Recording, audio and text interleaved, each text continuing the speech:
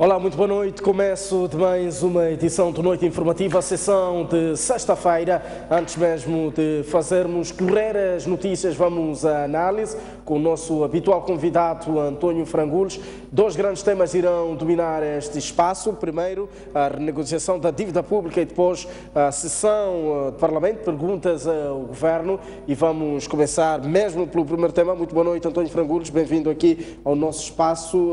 A semana foi dominada por duas grandes notícias. Primeiro, a ida do Governo ao Parlamento, depois esta renegociação da dívida, tentativa de renegociação da dívida com a ida do Ministro das Finanças, da Economia e Finanças, portanto, tentar ver se há espaço, uma vez que a dívida pública tornou-se insustentável. Como é que olha aqui soluções para os problemas que este país está a atravessar?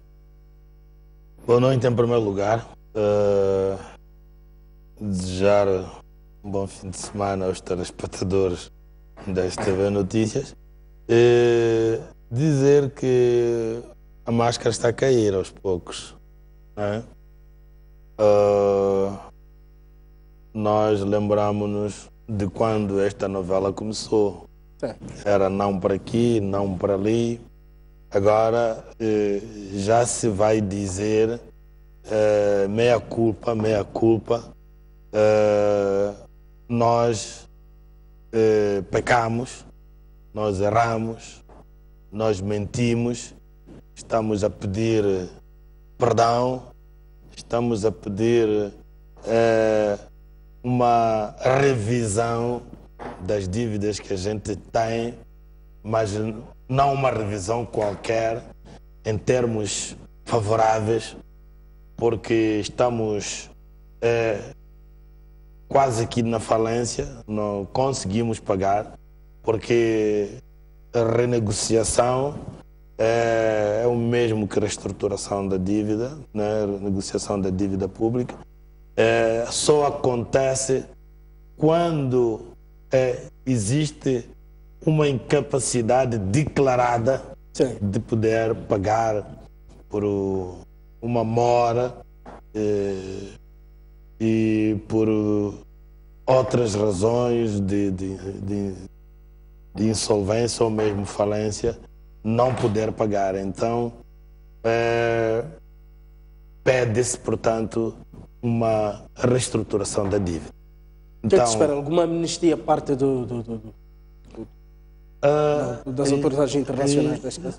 Eu penso que nós já dissemos tudo aqui, que os credores, os donos do dinheiro, estas instituições, né, Fundo Monetário Internacional, o Banco Mundial, têm regras próprias. Sim.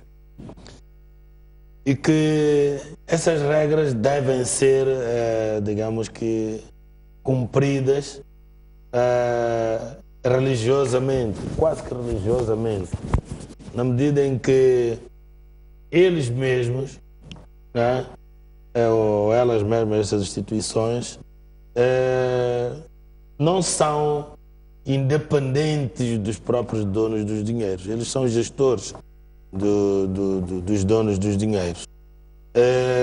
E nós vimos há pouco tempo o novo representante do FMI, o que disse. Sim. Foi muito explícito, foi muito claro.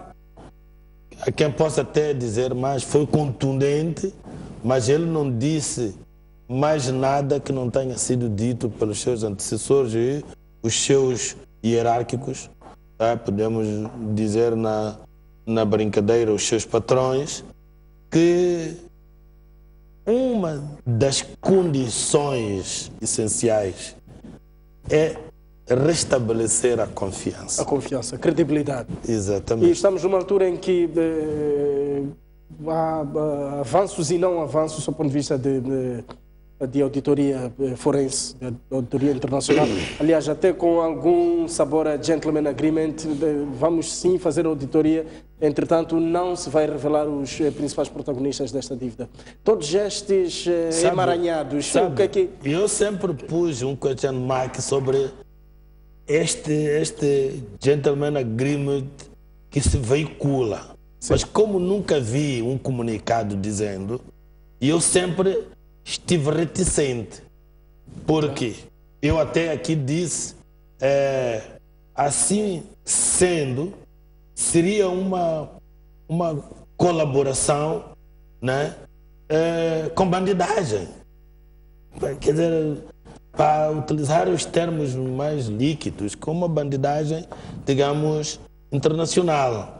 E eu não estou a ver o Fundo Monetário Internacional, uma instituição de muito prestígio, a correr riscos de ser exposta, digamos assim, não é? Ser exposta como instituição internacional, porque nós sabemos que ao nível doméstico, não é? Existem forças que estão atentas. Se formos abrir os jornais, abrirmos as redes sociais, nós vamos encontrar que determinadas forças, e conhecedoras até das regras do Fundo Monetário Internacional, estão atentas e vão até tecendo alguns considerandos. E eu estou em crer que no dia que tal acontecer,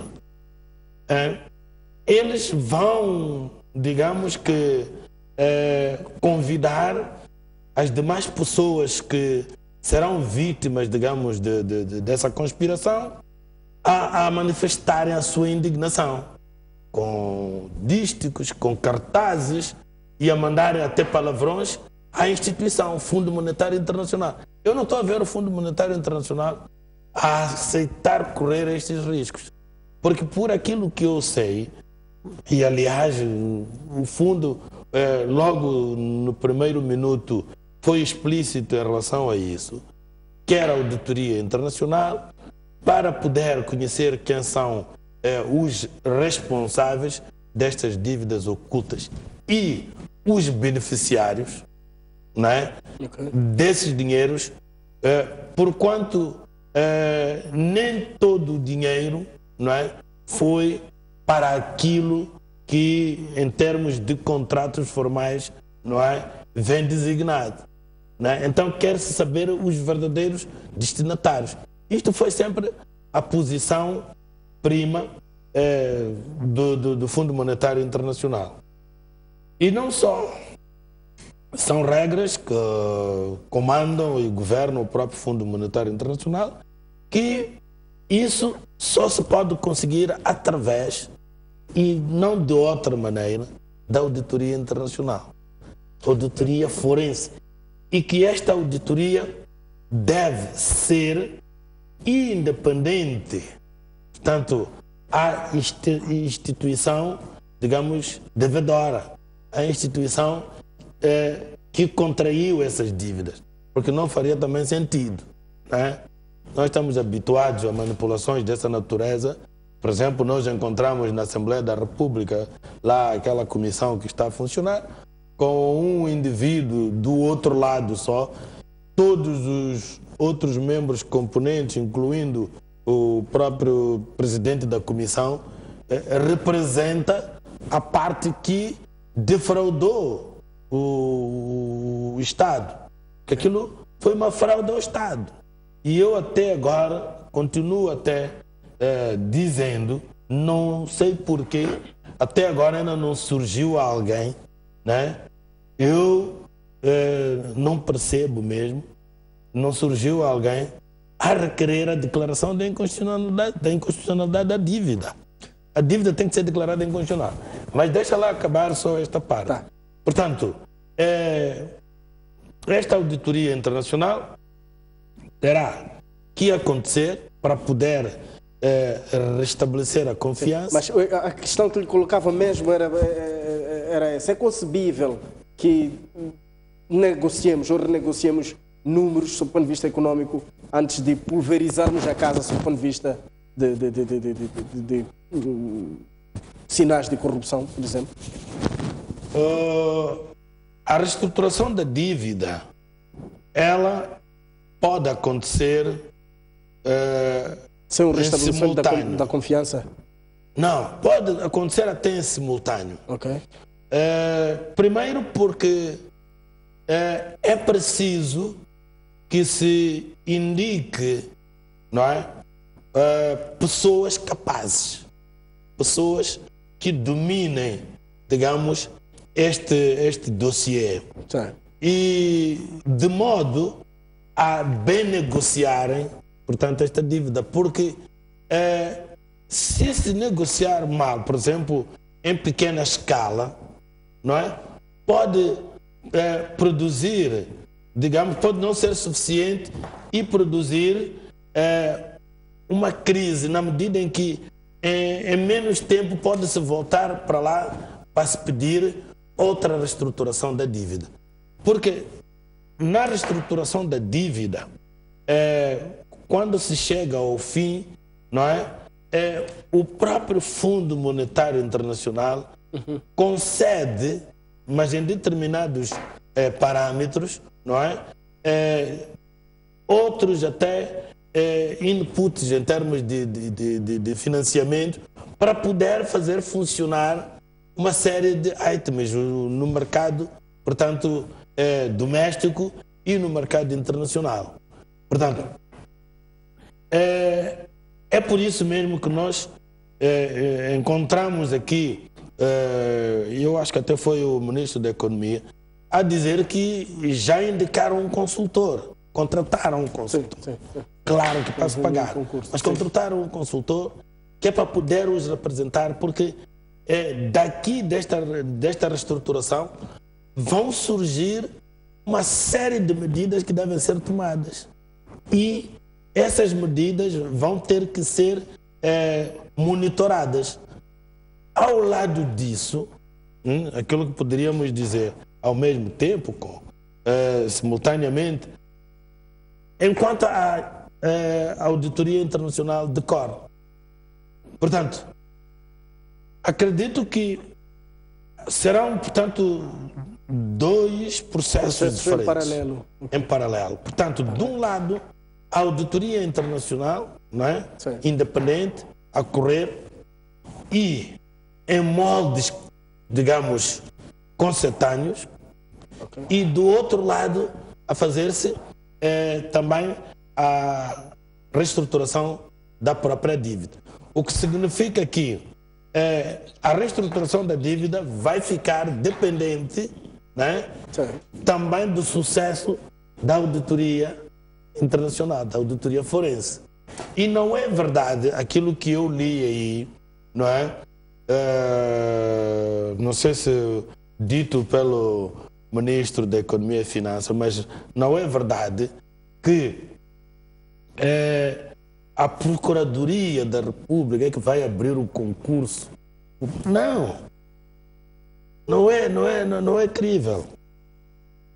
A Procuradoria, em coordenação com o Fundo Monetário Internacional, pode sim, e é o que vai acontecer, não é? Estabelecer os termos de referência. Quer dizer, acordar, é um pré-acordo os termos de referência. O que é que nós vamos procurar com a auditoria? São balizas, não é? O que é que vamos investigar? Então, aí sim, a Procuradoria-Geral da República, porque esta auditoria forense é forense porque tem um fim processual. No fim, é exatamente para procurar saber se houve ou não houve crime. As dívidas ilícitas é mais do que claro, mas há o ilícito que pode não ser crime. Muito bem. Sendo crime, significa que terá que necessariamente, impreterivelmente, ir até a tribunais. Portanto, é um processo judicial, é um processo legal, forense. Daí que a auditoria, por mais que a gente procure fugir ao adjetivo forense, mas pelo seu objetivo, sempre será forense. Na medida em que ao encontrar, portanto, crimes, terá que responsabilizar judicialmente. É aí onde o Fundo Monetário Internacional, de facto, não há de devassar, não é, a soberania não é? De Moçambique, portanto, intervindo no judicial. Mas não significa que não há de estar de olho para ver até onde é que vai a boa-fé, não é?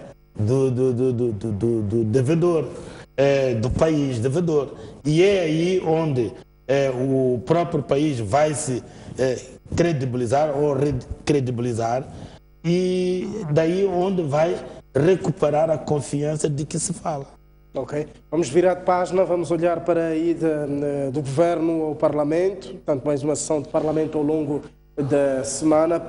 António Frangulos, como é que olhou para esta ida do Governo? Aliás, depois de assistirmos uma série de troca de acusações entre os deputados das três bancadas, fica-se com a impressão do sumo, do caldo, na verdade, se ter entornado, e uma soberana oportunidade de facto questionar o Governo. Como questão prévia, queria dizer que, bom, o povo, né, digo isto porque eu pelo menos converso com as pessoas de vários segmentos, de várias estirpes, e o povo já se mostra completamente agastado com o nosso Parlamento, a nossa Assembleia da República. Daí que cada dia que passa, a nossa Assembleia está a alimentar um mau sentimento, né? Um certo sentimento de ódio pelas pessoas. Quer dizer, as pessoas estão a pouco e pouco, se for a ver nas redes sociais, quando se falou daí dos salários, etc, etc, a reação está um bocado mais virulenta. Estão a ganhar um tal ódio que se assemelha até ao ódio que se implantou, que se tem pelos esquadrões de morte. Mas isto é sério. E eu penso que as chefias dos partidos, sobretudo os dois maiores partidos, devem procurar, pelo menos na próxima legislatura, e enquanto não se chega à próxima legislatura, pelo menos irem dando um outro tipo de psícola, um outro tipo de preleções antes de irem para ali, para o púlpito, porque as pessoas estão ficando cansadas. Eu vou dar um exemplo, né? As idas do governo para a Assembleia. O governo vai para ali regimentalmente fazer o quê? Vai responder às perguntas das bancadas.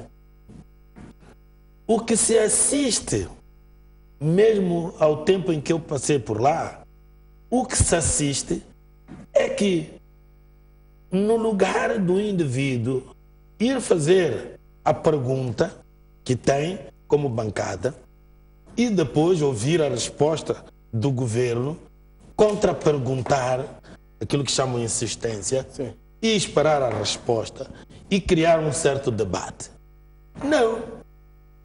O que vai acontecer é que, passado algum tempo, o governo está a assistir às bancadas a trocarem mimos.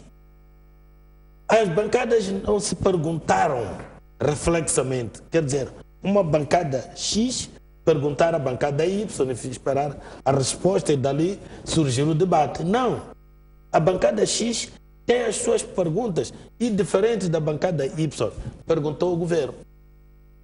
O mais normal seria ouvir a resposta do governo, contra-perguntar, que é a existência, debate, ouvir a outra bancada e tudo mais. E não degladiar entre bancadas. Não, porque ao fim e ao cabo... Não há espaço para as bancadas interagirem entre elas, senão bancada versus governo. Há outro momento, mas sem o governo ali. Sim. Que é para elas discutirem, porque há várias matérias que a Assembleia agenda para se poderem discutir. Eles é que são os representantes do povo moçambicano, então discutem entre si essas matérias.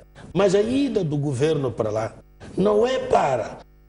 Uma bancada perguntou ao governo, vamos supor que a bancada da RNAM perguntou ao governo, a bancada do MDM perguntou ao governo. E sai daí um deputado da bancada maioritária, neste caso a bancada da Frelimo, responder a pergunta que foi feita ao governo, responder a Renan, e depois dali, quer dizer, tem sempre uma pitadazinha de mimo, não falta ali uma coisinha para poder espicaçar, e depois dali entram em troca de mimos, harpas e farpas, para ali, para colar, e o governo fica ali a assistir, à espera que o tempo passe. Acabou o primeiro dia, vem o segundo dia e o que está a acontecer é que há uma espécie de arrumação, né? Uma preparação de um teatro. Quero dizer, nós, porque as perguntas são mandadas com antecedência para o governo. Sim. E, por exemplo, a Frelimo tem conhecimento dessas perguntas. Então, preparam-se. Quando eles fizerem esta pergunta ou argumentar esta pergunta já vai desta blindado maneira, pela bancada da Frelimo. não o governo, porque se fosse o governo a ficar blindado era uma coisa. É que você há de ver um deputado até a ler, né? Uma intervenção espontânea. Vai ver uma intervenção lida, mas a responder à pergunta que foi feita pela bancada da RENAM ou do MDM. Portanto, já há uma previsão do que vai acontecer. Então, eu pergunto, perguntou-se ao governo ou perguntou-se à bancada? E daí, por um momento, há de encontrar a bancada, por exemplo, do MDM ou da RENAM, e já está também a contraperguntar a bancada da Frelimo. Então, já deixou de ser perguntas e respostas do governo, ao governo, aliás, pelas bancadas. Ficou perguntas e respostas entre as bancadas. Tanto é que até devia se levantar o governo e ir embora. Então, o que é que está a faltar? Alguma mão dura para ligar as coisas? Está a faltar uma voz de comando. Mas temos a figura da Presidente. Não, a Presidente é a Presidente de todos. E não é nesse sentido, é que as bancadas têm os chefes de bancada. Sim. Arregimentam os seus membros, pupilos, os seus pupilos. Arregimentam os seus pupilos e por isso mesmo acontece aquilo que está a acontecer. No meu tempo até existiam chamados grupos de choque. Aqueles que só estão ali para mandar bocas até pouco educadas, não é? Seu bêbado, seu ladrão de gado, que não fica bem.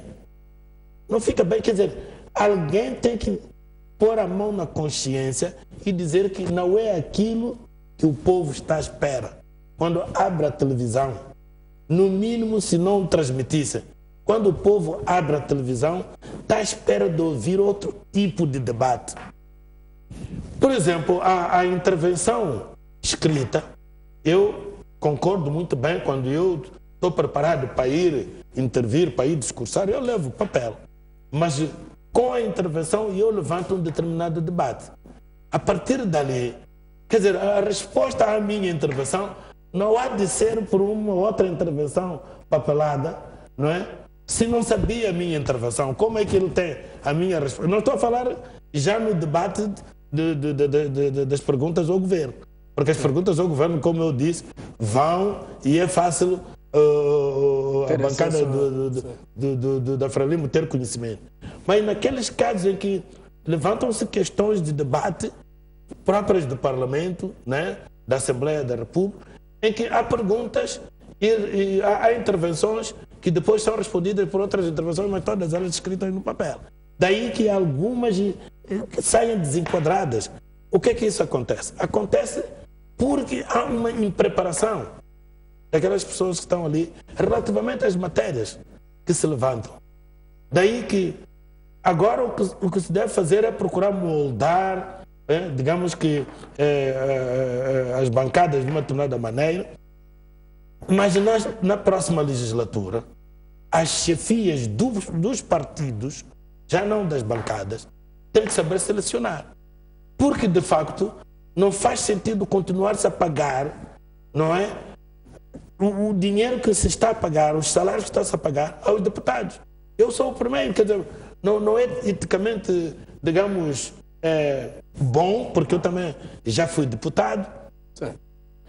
Todavia, é preciso que se diga alguma coisa para ver se imprime outra dinâmica no Parlamento. Porque as pessoas estão à espera de discussões maduras. Nós já temos 40 e tal anos de independência e temos 5 legislaturas, se não me engano, de 94 para aqui, né? Quase 5 legislaturas, né? Hoje do sistema multipartidário. Do sistema multipartidário. Então, nós temos que emprestar, temos que mostrar uma maturidade. É verdade que as campanhas são feitas por determinados grupos, por determinadas estirpes, não é? Mas tem que se começar a misturar, né? Mais qualidade, não é? E menos qualidade. Ok. Porque o querível, não é? É ter um parlamento recheado de pessoas que estão preparadas para irem discutir questões do povo. Eu até costumava dizer o seguinte: um deputado para debater ou para defender os agricultores não tem que ser um machambeiro. O filho do agricultor, sendo agrônomo, não é?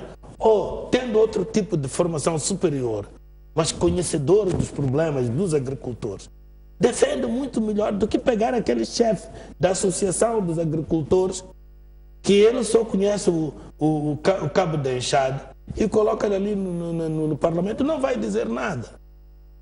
E quando for a olhar para o salário que se lhe paga, olha, um PhD não ganha aquele salário, mas as condições de todos os privilégios É muito mais. Então, nós precisamos de mudar, portanto, esta postura. Agora, relativamente àquilo que nós vimos, não admira. É mais ou menos isto que eu disse. Não admira nada. Porque o que nós vamos ver é que o governo vai para ali pura e simplesmente fazer de conta. Não dá sequer uma importância àquele parlamento. Pelas respostas, de forma como dá, etc, etc. Você consegue ver que eles simplesmente estão a cumprir com uma injunção, não é, constitucional, que está vertida também essa injunção no próprio regimento.